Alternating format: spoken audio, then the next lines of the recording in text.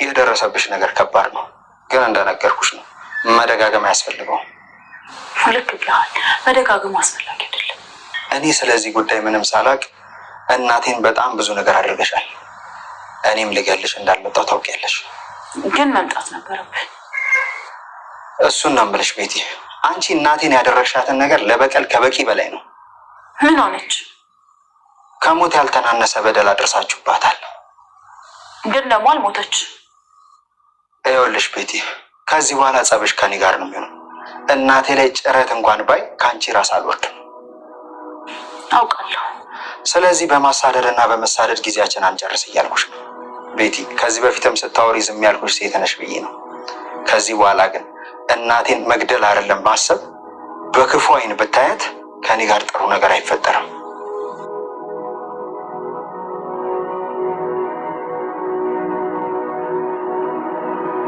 ግን ትቼሃለሁ ለሱ። አንቺንም ልጅሽንም በአንድ ጉድጓድ ልከታችሁ እችላለሁ። ቀጥ ብለህ ሄደህ እጅህን ለፖሊስ ብትሰጥ ጥሩ ነው። ያ ሲሆን ነው ገንዘብ የምታገኝ የሚመስልሽ? ገንዘቡማ የራሴ ነው። በየትኛውም ሁኔታ አገኘዋለሁ። እኔ አካውንት ውስጥ ያለው ገንዘብ 20 ሺህ እንደማይሞላ ታውቂያለሽ? እየቀለድክ መሆን አለበት። ቀልዱን አንቺ ነሽ የጀመርሽው ወይዘሮ አለሜ። እሺ ግን አስብበት። ካልሆነ ግን የማደርገውን እኔ ነኝ የማውቀው። ምን ታደርጊያለሽ? በመጀመሪያ ነፍስ በማጥፋት ወንጀል እከስሃለሁ። ሁሉም እኮ ማስረጃ ይፈልጋል። እኔም ማስረጃ አላጣ። ቤቲ፣ እናቴን የመጠየቅ ግዴታ አለብኝ። እኔም ህይወቴ ሙሉ ሲኦል ያደረገውን ሰው የመበቀል ግዴታ አለብኝ። ትንሽ ቤት የመጣሽ አይደለም እንግዲህ ዛሬ የመጨረሻሽ ነው ብሎ ሽጉጡ ሲመዝበት አባዬ ምን ተፈጠረ ብሎ እናት በሩን ከፍቶ ልክ ሲገባ አይ እንደ አጋጣሚ ልጄ እነሱን ለማግኘት ነበረች የመጣሁት። እነሱ ግን በስነ ስርዓት አልተቀበሉኝም። እንግዲህ አቀባበል ላይ 0 ናቸው ስትል ትናገረዋለች። እማዬ አልገባኝም፣ ምን ልትሰሪ መጣሽ እዚህ ስላት እንግዲህ የመጣሁት የገዛ ሀቄን ለማስመለስ ነው ብላ እየነገረችው ነበር። እማዬ ግን ቢሆን መምጣት አልነበረብሽም አደጋ አላለኮስ ስላት እና ግሳኝ ከእሱ ጋር በሰላም ለማውራት ነበር የመጣሁት። እናም ከእነሱ ጋር ታዲያ ምን ችግር አለ? ግቡና ቁጭ ብለን እናውራ እያለ ነበረ ናታም። እሷም ጥሩ እንግዲህ ገብተን ማውራት አለብን ብሎ ይወስናሉ። ከዛ ቁጭ ብሎ አንድ ላይ ሁሉ ሰው እያወሩ ነበር እና አለሜም የምትፈልገው ሀቃና ንብረቷን መውሰድ እንደምትፈልገው ለገዛኝ ስትነግረው ገዛኝም እንግዲህ ምንም አይነት ገንዘብ የለኝም ብሎ ለማዋሸት ወይም ደግሞ አካውንቱ ላይ ምንም አይነት ብር እንደሌለ ለማናገር ይወስናል። ነገር ግን ይሁቴ የቤቢ እናት ደውላ ልጄን እንድታይ ይፈልጋሉ እና መጥፎ ቃላቶችን ስትነግራት ነበር። በዛ ተነሳ እንድትርቅ ይፈልጋሉ። ልጄ ከአንቺ ጋር አይገባውም፣ አንቺ ጋር ብዙ ነገር እያለቻት ነበር። በዛ ተነሳ እንግዲህ ቤት ከቤቢ እንድትርቅ ትእዛዙን ትሰጠዋለች። እናም እሷም እሺ እርቃለሁ ብሎ ይወስናል ማለት ነው። እና በፍጥነት ከእሷ እንድትርቅ ይፈልጋሉ ብላ በጣም ከፍቷት እና አካል ጉዳተኛ ልጅ ብቻ ጉዳይ ለማውጣት ያመጣችው ነገር ግን ያው የተፈጠረ ነገር ሁላችሁም እናውቃለን። በዛ የተነሳ ታናደድበታለች። ምንም አሁን ከልጄ እንድትርቅ ይፈልጋሉ ስላለቻት ከልጇ ለማራቅ ትሞክራለች ማለት ነው። እና ቤቢ ምንድነው አይ ብቻዬን መሆን ፈልጌ ነው ምንም አልሆንኩም ስትል እያለቀሰች ስትነግረው ነበር።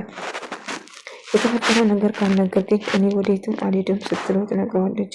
ምንም የምነግርሽ ነገር የለም እባክሽን በቃ ብቻዬን ተይኝ ትለዋለች። ነገር ግን ምን ተፈጥሮ ነው ምንድነው ብሎ ስጠይቃት ነበር።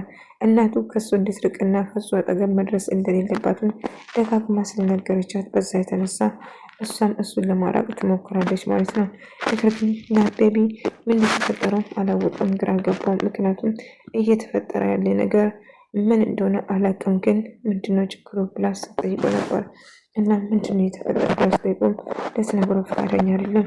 ሁሉም ሰው ቤቲም ሁሉም ቤት እኔ ከገዛኝ ብቻዬን ማውራት እፈልጋለሁ ልጄ ስትል ትነግረዋለች። እሱም እሺ እማዬ አንቺ ካልሽ ብሎ ለማውራት ይወስናል።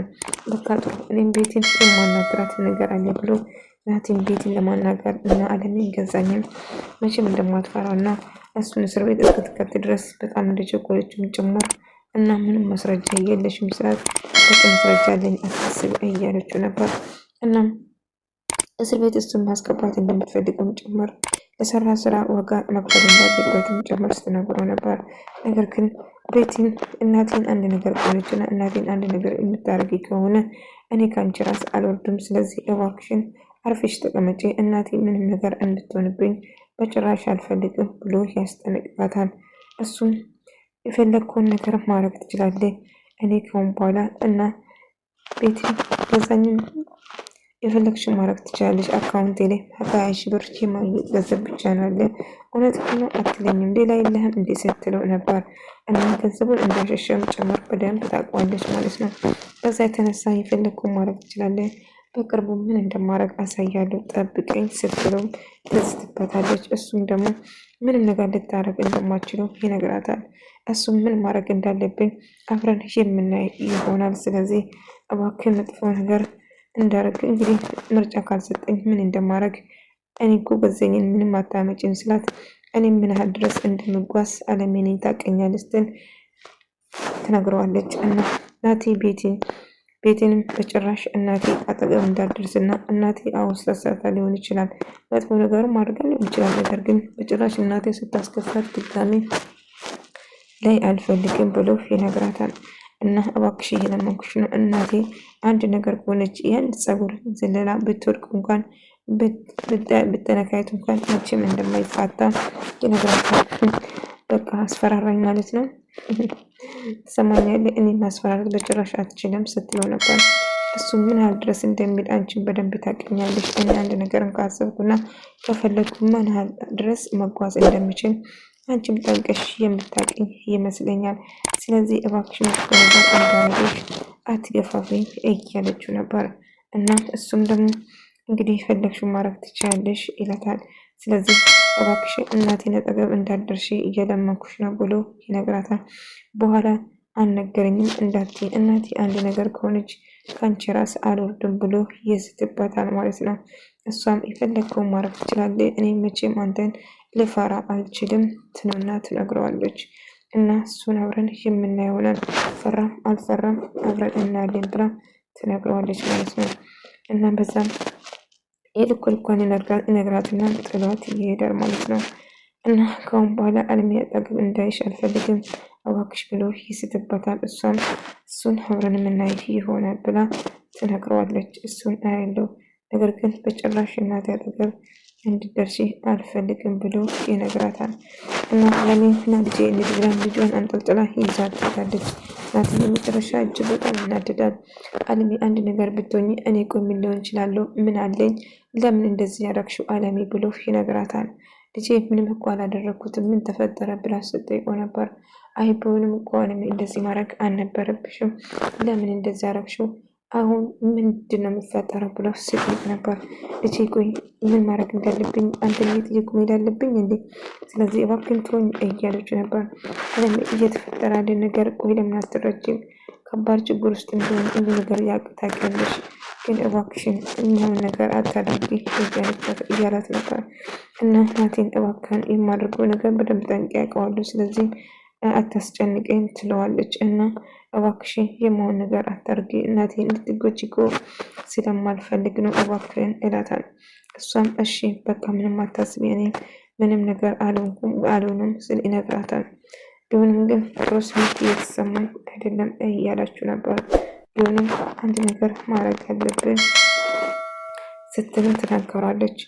እና ገዛኝ ምን ለማድረግ አሰብኩ ስትል እሷ እየፈለገችው ያለ ሀብታም ይገርማል። ብር ግን ገዜ እንደ ቀላል ነገር ባታዩ ጥሩ ነው። ይህ ነገር ወዴት እየሄደ ወዴት እያመራ እንደሆነ አናውቅም። ስለዚህ እሷን እንደ ቀላል ባታያት ጥሩ ነው ብላል።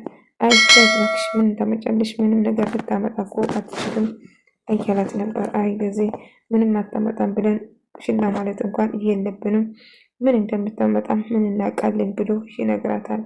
ምንም ነገር ልታመጣ አትችልም አታስበው እያለችው ነበር። ነገር ግን ምን እንደምታመጣ አናውቅም ገዜኝ፣ ስለዚህ መጠንቀቁ አይከፋም እያላት ነበር። እና ቤቴ እንደ አጋጣሚ እንግዲህ በመጨረሻ ቤቴ ትናደድና ህይወትን ለማግኘት እህቷ ጋር ትሄድና ታገኘዋለች። የእህቷ እጅግ በጣም ተናዳ ተበሳጭታ ነበር ያገኘችው። እኮ ምን ተፈጠረ ምንድን ነው እሺ ብላ ስትጠይቃት ምንም አልሆንኩም እያለች በጣም ተከፍታ ነበር። እህቴ ዛሬ ነገ እያልሽ አታስጨንቅኝ እባክሽ፣ ሕክምናውን መጀመር አለብኝ። ስለዚህ ሕክምና እንዳገኝ ረጅኝ እያለቻት ነበር ማለት ነው። በመጨረሻም ቤቲን ቆይ ምንድን ነው የተፈጠረ? የሆንሽ ነገር አለ ወይን ያስከፋሽ ነገር አለ ብሎ ይጠይቃታል። አይ ማንም አላስከፋኝም፣ ማንም ምንም ነገር አላለኝም እያለች ነበር። ታዲያ ለምንድን ነው እንደዚህ ሆንሽው? በቃ እህቴ እሺ የምትይኝ ከሆነ ሕክምናን ቶሎ መጀመር እፈልጋለሁ፣ እባክሽን እንድትረጂኝ እፈልጋለሁ ስትል ትነግረዋታለች። እሺ ሕክምናውን ትጨምራለች። ቆይ ምንድን ነው ቤቲ ህይወት ምን ሆና ነው? በጣም የተጨነቀችው ይመስለኛል። ማን ነው እንደዚህ የሰደባት? ሽባ ያላሰውም አለ። ውስጧ በጣም ተጎድቷል። እጅግ በጣም አዝናለች። እኔ ራሱ አላውቅም፣ ጸባውን ተቀየረብኝ። ምንድነው እሺ ብዬ ደጋግሜ ቢጠይቃትም ልትመልስልኝ አልቻለችም ብሎ ይነግራታል። እና በመጨረሻ ቤቢ እንግዲህ ህይወትን ለማናገር ይወስናል። ቤቢ አንተ እዚህ መሆን የለብን መሄድ አለብን። እንዴ ምን ሆንሻል? እኔ እኮ ቤቢ ነኝ። ምን ተፈጠረ ንገሪኝ እያላት ነበር። አይ ምንም አልተፈጠረም ብቻዬን መሆን ስለፈለግኩ ነው ብላ ይነግራታል ማለት ነው። ትነግረዋለች እና በጭራሽ አይሆንም ለምን እንደዚህ ጣልጣል እያለሽኛል? ምን ተፈጠረ እያላት ነበር። እና ምንም አልተፈጠረም ስትለው ነበር። አባዬ ምን እንደተፈጠረው እየጠየቃት ነበር። አለሜ በጣም ፈርቼ ነበረ እኮ ልክ እንቺ ሜዲ ሲሰማ ቱሪስ ደውላ ስትነግረኝ ቶሎ ብዬ ነበረ የጠራው ትሁቴ ምን እየተፈጠረ ነው ብሎ ትሁት ለአባዬ ሁሉ ነገር ትነግራለች። እና አለሜን ይዘን መውጣት አልነበረብን እንዴት ሰው ህይወቱን ይጋፈጣል? አንድ ነገር ብትሆንስ ምን ልናደርግ ነው አባዬ ብላ ትጠይቀዋለች። እና አሁን የምናውቃለው ልጄ እኔ እኮ አልሰማሁም፣ ልክ እንደሰማሁ ነበረ ናቴን ደውዬ የጠራሁት እና አባዬ የቤቱን ነገርስ እንዴት አድርግ? ወይ ትሁት እኮ ቀረ እዛ ከኔ ጋር መኖር ወሰነ ስል አባዬ ደስ ብሎት ነበር።